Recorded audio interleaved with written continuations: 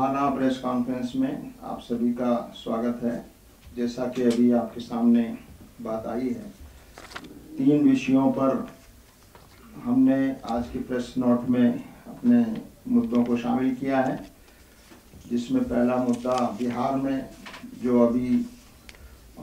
SIR का issue जो चल रहा है वो नंबर 1 पर है। उसके बाद बंगाली बोलने वाले जो लोग हैं देश भर में और ख़ास तौर से मुसलमान, उनके साथ किस तरह से भेदभावपूर्ण और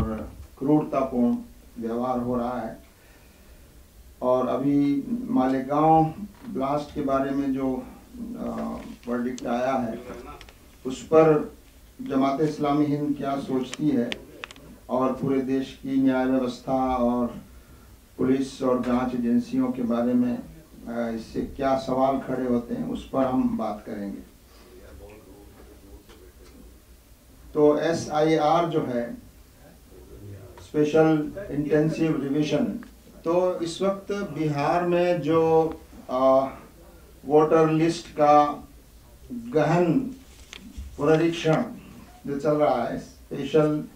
इंटेंसिव रिवीजन, जो 28 जून से शुरू हुआ है, उस पर बहुत सारे सवाल खड़े हो रहे हैं। और अभी तो ये बिहार राज्य में शुरू हुआ है, लेकिन इलेक्शन कमीशन का जो नोटिफिकेशन है उसके मुताबिक ये और राज्यों में भी शुरू होगा। वेस्ट बंगाल में इसके बाद इलेक्शन होने वाले हैं और दूसरे राज्यों में भी। बिहार में जो कुछ सामने आ रहा है और जिस तरह से इलेक्शन कमीशन इस पूरी एक्सरसाइज को कर रहा है, उससे ये अंदेशा है कि एक बहुत बड़ी संख्या में जो वैलिड वोटर्स हैं उनको वोटर लिस्ट से बाहर कर दिया जाएगा या बाहर हो जाएंगे। और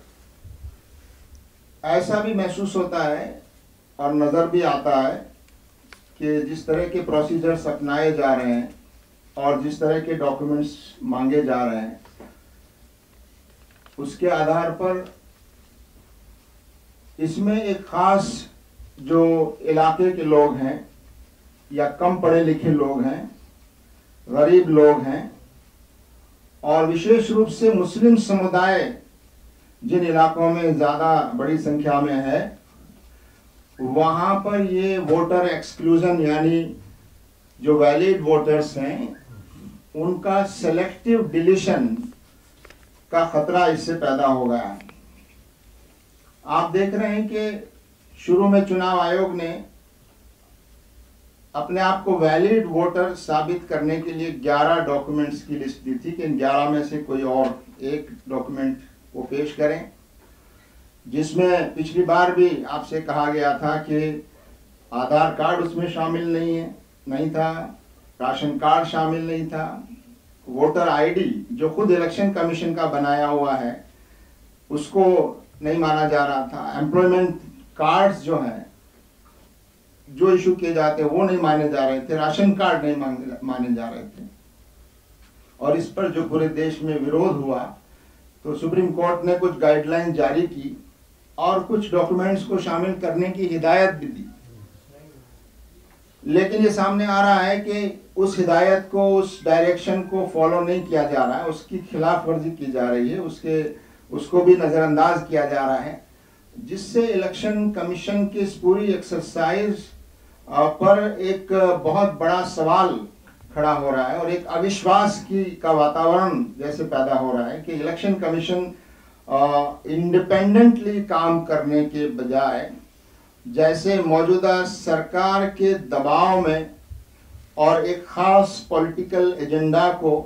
आगे बढ़ाने के लिए ये कोशिशें और कार्रवाइयाँ की जा रही हैं। देश के बहुत सारे सिविल सोसाइटी ग्रुप्स और नागरिकों ने इसके खिलाफ काफ़ी बातें कही हैं और बराबर बिहार में भी इस तरह की इसका विरोध हो रहा है और बिहार में भी जन सुनवाइयाँ और दूसरे कार्यक्रम वहाँ पर हो रहे हैं, जिससे ये बात सामने आ रही है कि इस पूरे प्रोसीजर में इतना ज़्यादा उसको दबाव बनाया जा रहा है BLOs पर कि वो बगैर डॉक्यूमेंट के भी अपने आप से बहुत सारे डॉक्यूमेंट खुद साइन करके, वो फॉर्म साइन करके और खुद भर रहे हैं, जबकि लोगों को मालूम भी नहीं है। और जब लोग पूछ रहे हैं तो उनको बताया जा रहा है कि उनका फॉर्म पहले से भरा जा चुका है, जबकि डॉक्यूमेंट्स उसके सबमिट नहीं किए गए हैं, जिससे साफ जाहिर है कि जब डॉक्यूमेंट चेक करने का मौका आएगा तो वहाँ डॉक्यूमेंट्स नहीं होंगे और उस आधार पर उनका वोटर लिस्ट से नाम हटा दिया जाएगा। तो ऐसा बहुत बड़ी संख्या में वहाँ पर किया जा रहा है और हो रहा है। इसी तरह ये घटना भी सामने आई, अभी कुछ दिनों पहले बिहार में हमारा जाना हुआ, बिहार का दौरा हुआ, वहाँ के सामाजिक संगठनों से हमारा इंटरेक्शन हुआ और एक जन सुनवाई में हमको हिस्सा लेने का मौका मिला। वहाँ लोगों ने अपनी जो परेशानियाँ बताई हैं, उससे ये बात निकल कर सामने आई है कि पूरा प्रोसीजर जब आप फॉलो कर रहे हैं तो एक ख़ास इलाके में, एक इलाके में आप एक डॉक्यूमेंट को वैलिड मान रहे हैं, दूसरे इलाके में उसी डॉक्यूमेंट को आप रद्द कर रहे हैं। ख़ास तौर से सीमांचल का इलाका जहाँ मुस्लिम बाहुल्य क्षेत्र है, वहाँ पर ऐसी शिकायतें आई हैं कि जो डॉक्यूमेंट दूसरी जगह वैलिड माने जा रहे हैं वो वहाँ सीमांचल के इलाके में उनको रद्द किया जा रहा है, उनको नहीं लिया जा रहा है। तो एक सेलेक्टिव और डिस्क्रिमिनेटिव, एक भेदभावपूर्ण ये कार्रवाई हो रही है। और इससे आज के अखबार की हेडलाइंस आपने देखी होगी और उसमें ये कहा गया है कि 65 लाख वोटर्स जो हैं वो कम हो गए हैं। और ये अभी मालूम नहीं है कि हटाए कितने गए हैं, जोड़े कितने गए हैं। अगर जोड़े गए हैं उसके बाद भी 65 लाख कम हुए तो इसका मतलब और ज़्यादा लोगों को तो डिलीट किया गया है। दूसरा, ये बात अभी सामने नहीं आई, जैसा कि इलेक्शन कमीशन के कुछ अधिकारियों की ओर से ये बयानात आते रहे कि बड़ी संख्या में यहाँ पर बांग्लादेशी का होना पाया जा रहा है, यहाँ रोहिंग्याज बड़ी संख्या में पाए जाते हैं। इस तरह के बयानात का बीच बीच में आने से ये संदेह और ज़्यादा बढ़ जाता है कि ये एक्सरसाइज एक ख़ास, इसमें एक कम्युनल एंगल भी है, एक सांप्रदायिक इसका दृष्टिकोण भी है, इसमें कम्युनल एजेंडा भी है कि एक ख़ास कम्युनिटी के लोगों के वोटर्स को जो है कम किया जाए। और दूसरा, इसमें एक इलेक्टोरल एजेंडा भी है कि कैसे उन वोटर्स को कम किया जाए जो उनके लिए कन्वीनियंट वोटर्स नहीं हैं, उनके लिए जो वोटर ऐसे हैं जो उनको वोट नहीं करते हैं, ऐसे लोगों को कैसे कम किया जाए। ये रणनीति भी इसमें पूरी कार्रवाई में नजर आती है। आखिरी बात इस बारे में जो मुझे कहनी है वो ये है कि ये एक्सरसाइज जो हो रही है ये एक तरह से एक सिटीजनशिप को वेरीफाई करने की एक्सरसाइज भी साथ साथ चल रही है, जबकि चुनाव आयोग का दायरा ये नहीं है कि वो ये तय करें कि कौन इस देश का सिटीजन है और कौन नहीं है। सिटीजनशिप को तय करना, कौन बाहरी है कौन विदेशी है, ये तय करने के लिए अलग कानून बने हुए हैं, अलग प्रोसीजर्स बने हुए हैं, उसके लिए गृह मंत्रालय की जिम्मेदारी है। और इस कार्रवाई का इलेक्शन से कोई संबंध नहीं होना चाहिए। ये कार्रवाई तो ये जो विदेशियों के आइडेंटिफिकेशन की जो कार्रवाई है, अगर कोई गैर कानूनी तरीके से देश में रह रहा है जो देश का नागरिक नहीं है, उसकी नागरिकता को तय करना ये काम हमारे इलेक्शन कमीशन का नहीं है, बल्कि ये होम मिनिस्ट्री का है। और इसके लिए विशेष प्रोसीजर्स हैं जिनको अपनाया जाना चाहिए और इसको इलेक्शन से नहीं जोड़ा जाना चाहिए। इलेक्शन कमीशन की ये जिम्मेदारी है कि वो ज़्यादा से ज़्यादा वोटर्स को वोटर लिस्ट में शामिल करें और कोई वोटर छूटने न पाए, जो वैलिड वोटर हो, जो 18 साल से ऊपर का हो और जो चाहे जिसका घर हो या ना हो, जो चाहे सड़क पर रहता हो, बाहर रहता हो, उसके ज़मीन जायदाद हो या ना हो, उसका कोई परमानेंट घर हो या ना हो, इसके बावजूद कोई नागरिक इस वोट के अधिकार से छूटना नहीं चाहिए। इस भावना के साथ इलेक्शन कमीशन को काम करने की ज़रूरत है। लेकिन इस पूरी कार्रवाई में ये साफ तौर पर नज़र आ रहा है कि इलेक्शन कमीशन एक ख़ास एजेंडा को सामने रखकर और इंडिपेंडेंटली काम करने के बजाय ऐसा लगता है कि सरकार के दबाव में एक विशेष राजनीतिक पार्टी को फ़ायदा पहुंचाने की नीयत से शायद वो काम कर रहा है। लिहाजा हमारी डिमांड यह है कि इस पूरी कार्रवाई को, SIR की जो एक्सरसाइज बिहार में चल रही है, इस पूरी कार्रवाई को तुरंत रोका जाना चाहिए। इससे जो इलेक्शन प्रोसेस है और जो इलेक्शन कमीशन है उस पर एक बहुत बड़ा अविश्वास और एक बहुत बड़ा सवाल और संदेह पैदा होता है। तो हमारी मानना यही है, जमात इस्लामी हिंद पहले भी ये कहती रही है अपने बयानों में, और आज हम इसको फिर दोहराना चाहते हैं कि SIR के नाम पर जो कुछ बिहार में हो रहा है और जो कुछ आगे दूसरे राज्यों में किया जाना है, इसको फौरन रोका जाना चाहिए और इसके कानूनी तौर पर इसकी समीक्षा की जानी चाहिए। और जो इलेक्शन कमीशन का जो दायरा कार है, उस दायरे कार से बाहर निकलने की इलेक्शन कमीशन को इजाज़त नहीं मिलनी चाहिए, और सिटीजनशिप और नागरिकता तय करने का जो काम है वो होम मिनिस्ट्री और जो एस्टेब्लिश्ड प्रोसीजर्स हैं उसके मुताबिक किया जाना चाहिए। मालेगांव जो बम ब्लास्ट केस हुआ था, ये 2008 की बात है, और उस सिलसिले में जो लोग गिरफ्तार हुए थे उनके नाम आपको मालूम है। पहले तो महाराष्ट्र की ATS ने इन्वेस्टिगेशन का काम किया था और कुछ लोग इसमें जिम्मेदार करार पाए थे और उन पे केस चल रहा था। लेकिन महाराष्ट्र ATS की इस तहकीक के दौरान में हमारे देश के एक senior police officer Hemant Karkare साहब वो शहीद हो गए और इसका डायरेक्शन भी बहुत उसके बाद चेंज हो गया। फिर 2014 के बाद में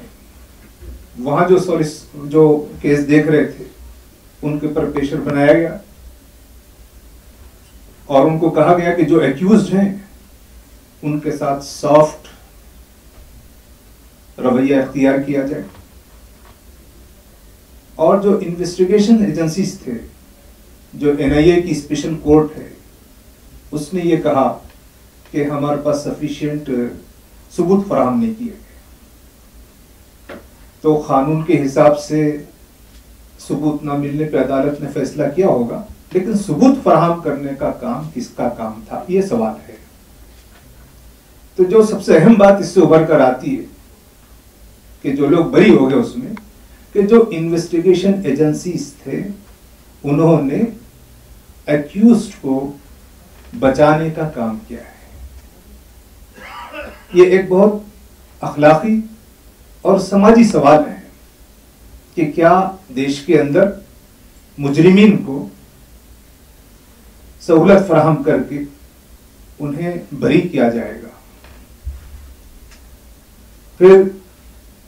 इस दौरान इस केस में अभी 31 जुलाई को NIA की स्पेशल कोर्ट ने उनको बरी कर दिया है। तो इस मौके पर हमारा समझना यह है कि पूरे इस केस की, मालेगांव बम ब्लास्ट केस की, इसकी एक जुडिशियल एनालिसिस, एक जुडिशियल इंक्वायरी होना चाहिए। और ये जो तहकीकाती एजेंसीज हैं जिन्होंने सबूत फराहम करने में नाकाम हुए, तो दूसरा सवाल ये उभरता है कि जो मालेगांव में जो ब्लास्ट हुआ, फिर उसके जिम्मेदार कौन है? अगर ये लोग बरी हो गए हैं और ये उसके जिम्मेदार नहीं है, तो इसके जिम्मेदार कौन है? तो देश के अंदर अगर मुजरिमीन को तलाश किए बगैर छोड़ दिया जाएगा तो सोशल और पॉलिटिकल सिचुएशन क्या होगा? तीसरा सवाल इसमें उभरता है कि जो लोग शहीद हो गए मालेगांव बम ब्लास्ट में, तकरीबन 6 लोग शहीद हो गए और सैकड़ों लोग, 100 से ज्यादा लोग जख्मी हो गए। तो जो उनके घर लोग मर गए, उनके साथ कौन इंसाफ करेगा? मुजरिमीन को सजा ना मिली, इन्वेस्टिगेशन एजेंसीज पे शक, और जो शहीद हो गए उस पूरे केस में, उनके साथ इंसाफ क्या होगा? तो ये जो पूरा इसका जो अखलाकी पहलू है, इसका जो समाजी पहलू है, ये देश के लिए, समाज के लिए बहुत संगीन है। अवाम के अंदर, जनता के अंदर जुडिशियल सिस्टम पर भी और इन्वेस्टिगेटिव एजेंसीज पर भी एतमाद खत्म हो रहा है। फिर यह सवाल बाकी है कि क्या एनआईए बॉम्बे हाईकोर्ट जाएगी या नहीं जाएगी, और जो महाराष्ट्र की जो स्टेट गवर्नमेंट है इसके खिलाफ सुप्रीम कोर्ट जाएगी या नहीं जाएगी, ये सब सवालात हैं। तो इस केस ने बहुत से सवालात खड़े कर दिए हैं, और जो जुडिशियल और इन्वेस्टिगेटिव एजेंसी से उस पर जो अवाम का एतमाद है इसको मजरूह किया है। इसलिए हमारा ये समझना है कि इन सवालात को हल होना चाहिए और इस पूरे केस की असर नौ तहकीकात हो, जुडिशियल इंक्वायरी हो, इस बात को हम अंजाम देना है। जो बातें यहाँ आ गई हैं, चाहे वो बंगाली इशू हो, तो ऐसा लग रहा है देश में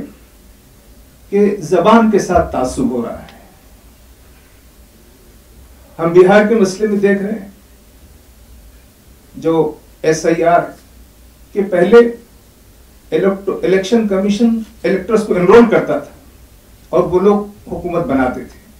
अब हुकूमत वोटर्स को इलेक्ट कर रही है, और ये जो मालेगांव ब्लास्ट केस है उसमें ये जाहिर हुआ है कि कुछ लोग हैं जिन्होंने इन्वेस्टिगेशन एजेंसीज के जरिए से कुछ लोगों को बचाने की कोशिश की है। ये एक बहुत संगीन सवालात हैं। इन सब का जवाब जुडिशियल सिस्टम दे और अवाम के एतमाद को बहाल किया जाए।